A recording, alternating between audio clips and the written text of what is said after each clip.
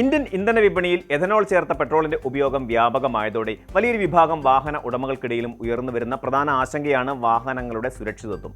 പരിസ്ഥിതി സൗഹൃദമായ ഹരിത ഊർജ്ജത്തിലേക്ക് രാജ്യം മാറുമ്പോൾ 20% എഥനോൾ അടങ്ങിയ E20 പെട്രോൾ തങ്ങളുടെ വാഹനങ്ങളുടെ എഞ്ചിനെ ബാധിക്കുമോ എന്ന ചോദ്യം എപ്പോഴും സജീവമായി അങ്ങനെ നിലനിൽക്കുന്നുണ്ട്. E20 ഇന്ധനം അടിച്ചതിനു ശേഷം വാഹനത്തിന് എന്തെങ്കിലും തകരാർ സംഭവിച്ചാൽ അതിന്റെ ഉത്തരവാദിത്തം ആർക്കാണ്? ലക്ഷങ്ങൾ ചെലവ് വരുന്ന റിപ്പയറിംഗ് ബില്ല് ആരടയ്ക്കും എന്നതിനെ ചൊല്ലി വലിയ ചർച്ചകളാണ് നടക്കുന്നത്. എന്നാൽ ഇതിനെല്ലാം പിന്നിലെ യഥാർത്ഥ വസ്തുത എന്താണെന്നും ഇത്തരം സാഹചര്യങ്ങളിൽ വാഹന ഉടമകൾ നിയമപരമായും സാങ്കേതികമായും സ്വീകരിക്കേണ്ട നടപടികൾ എന്തൊക്കെയാണെന്നും വിശദമായി നമുക്കൊന്ന് പരിശോധിക്കാം. എഥനോൾ കലർന്ന ഇന്ധനം വാഹനങ്ങൾക്ക് കേടുപാടുകൾ വരുത്തുന്നു എന്ന തരത്തിലുള്ള പ്രചാരണങ്ങൾ സോഷ്യൽ മീഡിയയിൽ വലിയ രീതിയിൽ ശ്രദ്ധിക്കപ്പെട്ടിരുന്നു. പ്രമുഖ യൂട്യൂബർമാരായ സൗരവ് ജോഷി, അതുപോലെ മനീഷ് കശ്യപ് എന്നിവരുടെ അനുഭവങ്ങൾ ഇതിനുദാഹരണമാണ്. തന്റെ ആഡംബര മെഴ്സിഡസ് ബെൻസ് കാറിന് തകരാർ സംഭവിച്ചത് E20 ഇന്ധനം കാരണമാണെന്ന് സൗരവ് ജോഷി ആദ്യം അവകാശപ്പെട്ടിരുന്നെങ്കിലും പിന്നീട് കമ്പനി നടത്തിയ വിശദമായ പരിശോധനയിൽ അത് എഞ്ചിനുമായി ബന്ധപ്പെട്ട മറ്റൊരു ആഭ്യന്തര തകരാറാണെന്ന് കണ്ടെത്തുകയും അദ്ദേഹം തന്റെ പ്രസ്താവന പിൻവലിക്കുകയും ചെയ്തു. സമാനമായ രീതിയിൽ മനീഷ് കശ്യപിന്റെ SUV വാഹനം തകരാറിലായപ്പോൾ അതിന് കാരണം എഥനോൾ ആണെന്നായിരുന്നു ആരോപണം. എന്നാൽ ഇതേക്കുറിച്ച് കേന്ദ്രമന്ത്രി നിതിൻ ഗഡ്കരി തന്നെ വ്യക്തത വരുത്തുകയുണ്ടായി. ടയോട്ട കമ്പനി നടത്തിയ ഔദ്യോഗിക പരിശോധനയിൽ ഇന്ധന ടാങ്കിനുള്ളിൽ പെട്രോളിനൊപ്പം വൻതോതിൽ വെള്ളം കലർന്നതാണ് എഞ്ചിൻ തകരാറിലാകാൻ കാരണമെന്ന് കണ്ടെത്തുകയായിരുന്നു. ഇന്റർനെറ്റിലെ വ്യാജ പ്രചാരണങ്ങൾക്ക് പിന്നാലെ പോകുന്നതിന് മുമ്പ് കൃത്യമായ സാങ്കേതിക പരിശോധന എത്രത്തോളം അനിവാര്യമാണെന്നാണ് ഈ സംഭവങ്ങൾ വ്യക്തമാക്കുന്നത്. നിങ്ങളുടെ കാറിനോ ബൈക്കിനോ ഇന്ധനം അടിച്ച ശേഷം മൈലേജ് കുറയുകയോ അല്ലെങ്കിൽ ഡാഷ്ബോർഡിൽ വാർണിംഗ് ലൈറ്റുകൾ തെളിയുകയോ എഞ്ചിൻ പെട്ടെന്ന് ഓഫായി പോകുകയോ ചെയ്താൽ അതിന് കാരണം E20 പെട്രോൾ ആണെന്ന് പെട്ടെന്ന് ഉറപ്പിക്കാൻ നമുക്ക് സാധിക്കില്ല. ഇത്തരം സാഹചര്യങ്ങളിൽ വാഹനം ഉടനടി കമ്പനിയുടെ അംഗീകൃത സർവീസ് സെന്ററിൽ എത്തിച്ച് വിശദമായ പരിശോധനയ്ക്ക് വിധേയമാക്കുകയാണ് വേണ്ടത്.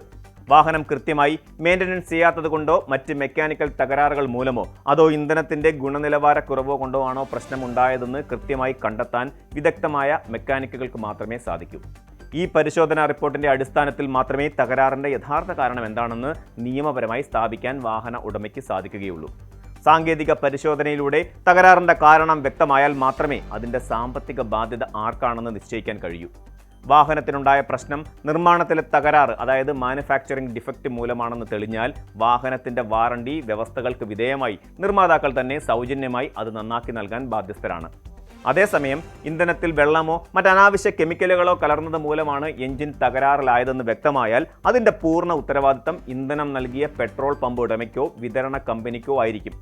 ആവശ്യമായ തെളിവുകളുടെ അടിസ്ഥാനത്തിൽ ഇവർക്കെതിരെ നഷ്ടപരിഹാരത്തിന് അവകാശവാദം ഉന്നയിക്കാം. എന്നാൽ വാഹന ഇൻഷുറൻസിന്റെ കാര്യത്തിലേക്ക് വരുമ്പോൾ ഭൂരിഭാഗം സാധാരണ മോട്ടോർ ഇൻഷുറൻസ് പോളിസികളും അപകടങ്ങൾ മൂലമുണ്ടാകുന്ന കേടുപാടുകൾക്ക് മാത്രമാണ് പരിരക്ഷ നൽകുന്നത്. ഇന്ധനത്തിന്റെ തകരാർ മൂലമുണ്ടാകുന്ന മെക്കാനിക്കൽ തകരാറുകൾക്ക് സാധാരണ പോളിസികളിൽ പരിരക്ഷ ലഭിക്കാറില്ല എന്ന കാര്യം ഉടമകൾ പ്രത്യേകം ഓർക്കണം. എഞ്ചിൻ തകരാറിന് കാരണം വാഹനത്തിന്റെ നിർമ്മാണ പിഴവോ അല്ലെങ്കിൽ സർവീസിലെ പോരായ്മയോ ആണെന്ന് ബോധ്യപ്പെട്ടിട്ടും കമ്പനികൾ ഉത്തരവാദിത്തത്തിൽ നിന്ന് ഒഴിഞ്ഞു മാറുകയാണെങ്കിൽ വാഹന ഉടമകൾക്ക് ഉപഭോക്തൃ കോടതികളെ സമീപിക്കാവുന്നതാണ്. ഇതിന് വ്യക്തമായ തെളിവായി സമീപകാലത്ത് റായ്പൂർ ജില്ലാ ഉപഭോക്തൃ തർക്ക പരിഹാര കമ്മീഷൻ പുറപ്പെടുവിച്ച ഒരു വിധി ചൂണ്ടിക്കാണിക്കപ്പെടുന്നുണ്ട്. തങ്ങളുടെ ഗ്രാൻഡ് വിറ്റാര SUVക്ക് നിർമ്മാണ തകരാറുണ്ടെന്ന് തെളിയിച്ചതിനെ തുടർന്ന് വാഹന ഉടമയ്ക്ക് പുതിയ വാഹനം നൽകാനോ അല്ലെങ്കിൽ ഏകദേശം 20 ലക്ഷം രൂപ നഷ്ടപരിഹാരം നൽകാനോ കോടതി നിർമ്മാതാക്കൾക്ക് നിർദ്ദേശം നൽകി.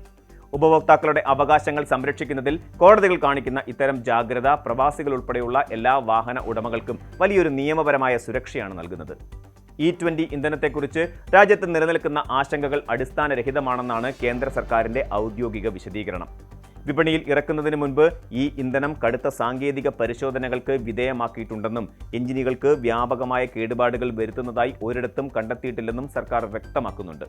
ചില പഴയ വാഹനങ്ങളിൽ എഥനോളിന്റെ സാന്നിധ്യം കാരണം മൈലേജിൽ 3 മുതൽ 5% വരെ നേരിയ കുറവുണ്ടായേക്കാമെന്ന് സർക്കാർ സമ്മതിക്കുന്നുണ്ടെങ്കിലും വാഹനങ്ങളുടെ മൈലേജിനെ പ്രധാനമായും ബാധിക്കുന്നത് ഡ്രൈവിംഗ് രീതികൾ, ടയറുകളിലെ വായുമർദ്ദം, കൃത്യമായ സർവീസിംഗ്, എയർ കണ്ടീഷണറിന്റെ അമിത ഉപയോഗം എന്നിവയാണ്.